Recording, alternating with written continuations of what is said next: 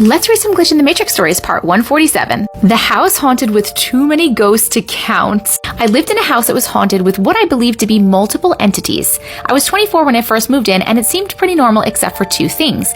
I was always unexplainably a bit weirded out with the shower that was in my bathroom connected to the master bedroom, so I often used the guest bathroom. It always felt like someone was watching me whenever I tried to shower in that bathroom. I am convinced that something really bad happened in that bathtub to this day. Second thing is, sometimes it sounded like children were running in the hallway, except we had no kids when we first moved there. But we always chalked it up to being that noise carried weird, and it was really our neighbors' kids from their house just carrying into our house since they lived only about 20 feet away and downhill from us. That does not sound likely. About 2 years into living there, things began to get really scary. There's honestly too many occurrences to recall in this story, or else it would be way too long, so I'll just tell you a few. One happened when I was pregnant with my son. I had this recurring nightmare that all the lights were out and I would keep trying to light up the house with candles, except there was a spirit in the house. The spirit was this indigenous woman who kept blowing out the candles and would hide in the dark, whispering things in a language I did not recognize. She had a snake tongue and war paint that went in a streak all across her face,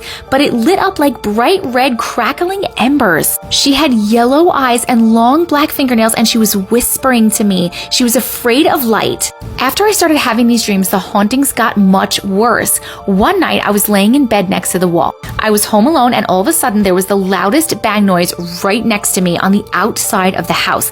I felt the vibration from the hip. I went to see what it was through the window, but there was nothing there. I was so scared, I was bawling. We also had guests stay with us for 2 weeks. It was my ex's friend and his girlfriend.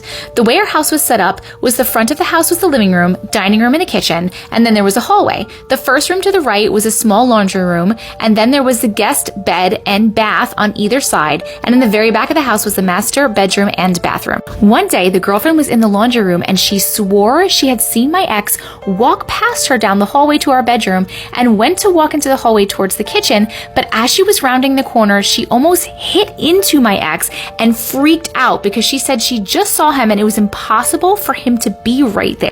There was also an entity that liked to wake up any guests we had staying at our house by choking or scratching them in their sleep, and one that liked hiding things. Choking and scratching?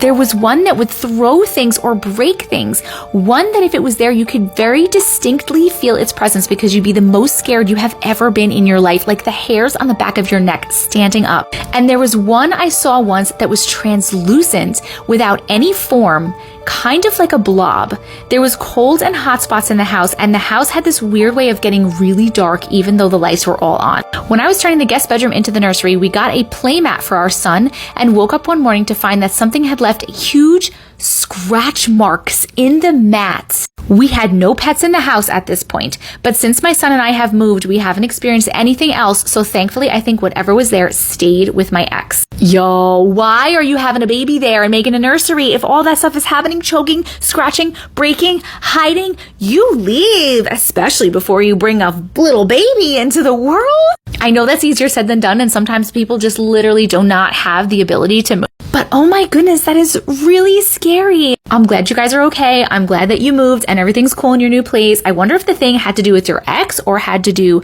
with the house.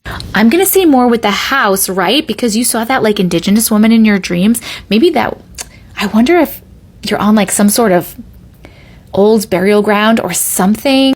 And she was like warning you, like, I don't know, man, crazy.